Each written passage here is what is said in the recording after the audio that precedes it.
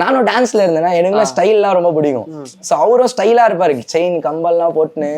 அப்புறம் அவரோட பர்ஸு, நம்ம பர்ஸ்ல அப்படி இப்ப பாருங்க, நான் இந்த மாதிரி பேக் யூஸ் பண்றேன், அவரோட பர்ஸே சிகரெட் பாக்ஸ் தான். அது உள்ள காசு வச்சிருப்பாரு. அது நான் நினைச்சுன்னு இருப்பேன் சிகரெட்டுக்கு தான் எடுக்கிறாரு பாக்ஸ்ன்னு. பாக்ஸ் எடுத்து தரப்பாரு, காசு இருக்கும் அதுல, காசை சுருட்டி அதுல வச்சிருப்பாரு பர்ஸ் மாதிரி. ஸோ அப்போ யோசிச்சேன், ஓகே யூனிக்கா இருக்காரு. அவரை பார்க்கும்போது எனக்கு அந்த யூனிக்கா இருந்தது. நம்ம ஃபேமிலிலேயே, எங்க டோட்டல் ஃபேமிலிலேயே ஒருத்தங்க ஸ்டாண்ட் அவுட்டா நம்மளுக்கு தெரியுவாங்கல்ல. ஸோ அந்த மாதிரி எங்க தாத்தா தெரிஞ்சாரு. ஸோ அதுவும் இல்லாம எனக்கு அப்பா அது இப்போ ஒருத்தங்களை அப்படி நம்ம பாக்குறோம்னா நம்ம யோசிப்போம்ல, இவங்க கூட டைம் ஸ்பெண்ட் பண்ணணும், நிறைய தெரிஞ்சுக்கணும் அப்படின்ட்டு. அப்படி யோசிக்கிற டைம்ல தான் அவர் வந்து கடவுள்கிட்ட போயிட்டாரு.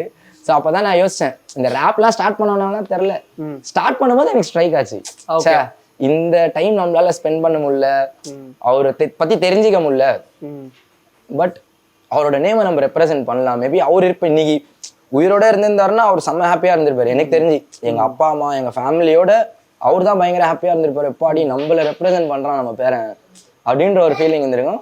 ஸோ அதுதான் எனக்கு அவர் அவ்வளோ பிடிக்கும். ஒருத்தங்களால அப்படிலாம் இருக்க முடியும், எல்லாரையும் லவ் ஸ்ப்ரெட் பண்ணி அந்த மாதிரிலாம் இருக்க முடியும்னு யோசிக்கும் தான் நான் யோசிச்சேன், இந்த நேமை நம்ம யூஸ் பண்ணலாம், கரெக்டா இருக்கும் அப்படின்ட்டு.